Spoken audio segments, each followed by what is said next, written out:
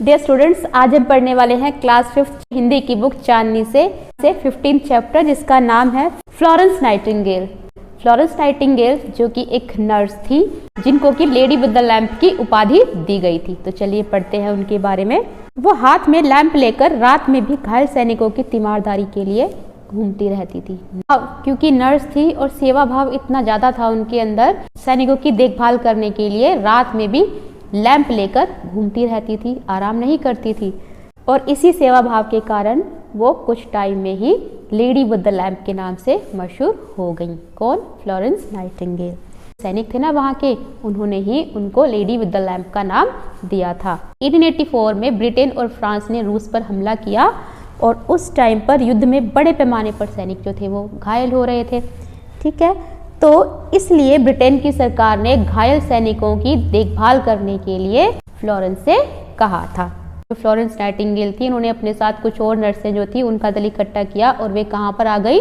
वे तुर्की आ गई और वहाँ पास में ही युद्ध चल रहा था। तो उन्होंने देखा कि वहाँ पर जो सैनिक थे ना, जो घायल थे, उनको बहुत ही गंदे वातावरण में रखा गया था।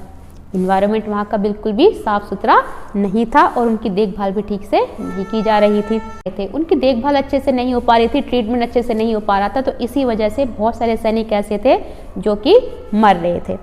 फ्लोरेंस के अनेक अस्पताल के सर्जनों ने बहुत विरोध किया, नहीं चाहते थे कि फ्लोरेंस नाइटिंगेल जो थी वो हॉस्पिटल में आए, वहाँ पर काम करे। उनको ये पसंद नहीं आया कि कोई महिला उनके काम में हाथ डाले, नहीं चाहते थे कि कोई महिला आए और जो काम वो कर रहे हैं उसमें वो अड़चन डाले। लेकिन जो फ्लोरेंस नाइटिंगेल थी, उन्होंने उस विरोध का सामना किया। उन्होंने और उनके साथ में जो नर्सें थी, सब ने उस विरोध का सामना किया और हॉस्पिटल में वो रही, वहाँ पर उन्होंने काम किया और घायल सैनिक जो थे उनकी मन से सेवा की, देखभाल की। फ्लोरेंस का तो ये नियम था कि वो रात में कई बार हॉस्पिटल का दौरा करती थी। कई बार उठकर फ्लोरेंस नाइटिंगेल पूरे हॉस्पिटल में घूमती थी, देखती थी कि कहीं किसी को कोई तकलीफ तो नहीं है। वे जब भी घायल सैनिकों को देखने जाती तो दर्द से कराहते सैनिकों के चेहरे खिल उठते। जब भी वो वहाँ पर जाती थी फ्लोरेंस नाइटिंगेल, तो उनको देख जो सारे घायल सैनिक थे ना, उनका मन अंदर से खुश हो जाता था, दर्द उनका एक तरीके से दूर हो जाता था।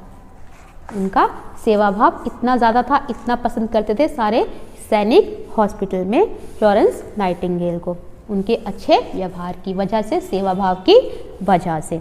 हॉस्पिटल की साफ सफाई करवाई और सैनिकों को अच्छा भोजन देने का प्रबंध करवाया उन्होंने। जहाँ की पहले बिल्कुल भी अच्छा इंतजाम नहीं था, साफ सफाई नहीं थी हॉस्पिटल में, फ्लोरेंस नाइटिंगेल ने वहाँ पर आकर हॉस्पिटल की साफ सफाई अच्छे से कराई और सैनिकों को अच्छा भोजन देने का भी प्रबंध कराया, जिससे कि उनकी देखभाल अच्छे से हो सके और वो जल्दी ठीक हों। उनके विरोधी भी उन्हें सम्मान की नज़र से देखने लगे थे और जब फ्लोरेंस नाइटिंगेल का ये अच्छा व्यवहार देखा तो जो विरोधी थे ना उनके, वो भी उनकी प्रशंसा करने के लिए मजबूर हो गए। उनको भी उनका व्यवहार जो था वो अच्छा लगने लगा, जहाँ की वो पहले उनका विरोध करते थे।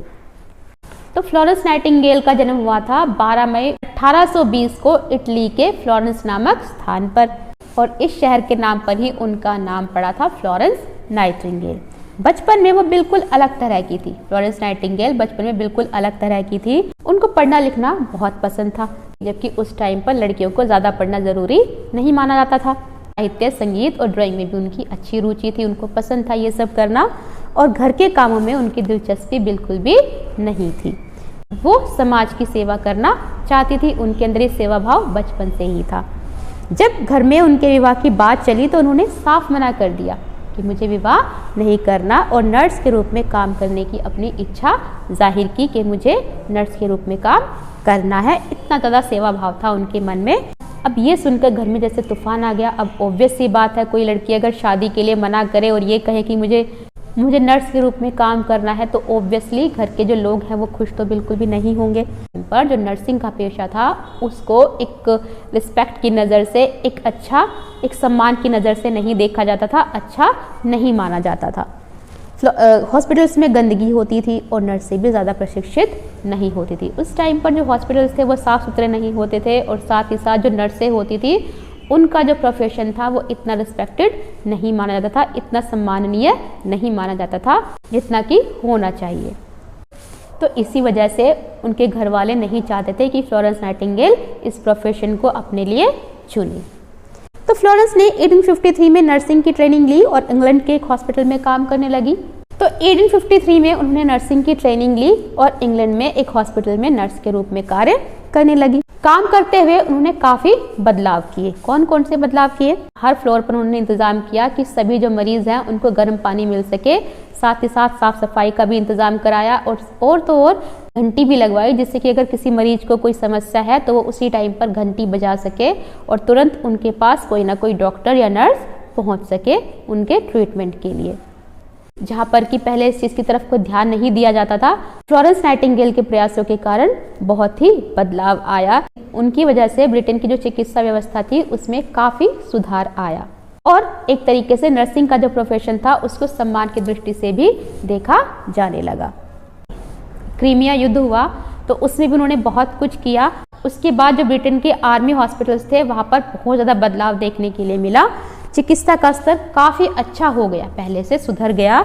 1854 में लड़ाई के मैदान में काम करते समय वो काफी बीमार हो गई थी और इतनी बीमार हो गई थी 50 साल अपनी जिंदगी के उन्होंने बिस्तर पर ही काटे, इतना ज्यादा वो बीमार हो गई थी। 90 साल का लंबा जीवन जिया।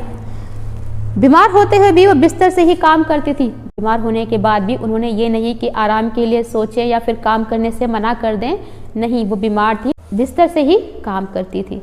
तो इतनी ज़्यादा सेवा भावना थी उनके मन में। उन्होंने कोशिशें की कि जो नर्सिंग का प्रोफेशन है इसको सम्मान मिले, जो इसकी ट्रेनिंग है वो अच्छी हो। उनके प्रयासों से पहली नर्स एसोसिएशन बनी, जिसकी नर्सें ज़रूरत पड़ने पर कहीं भी जा सकती थी।